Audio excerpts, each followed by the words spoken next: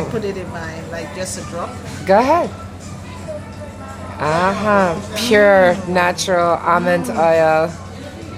Yes. And now what are you going to do with all these bottles that you bought?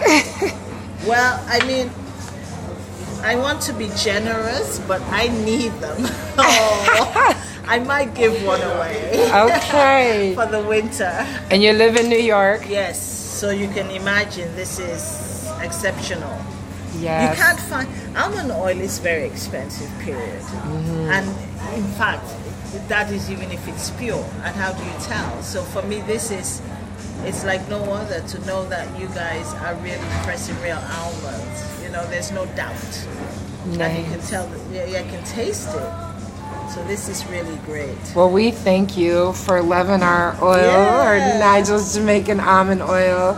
And we will see you when you come next time, but we'll be with you while you're gone. Absolutely. Yes. Yes, you'll be front and center every morning, every evening. I'll see you in my life. All right, thank you.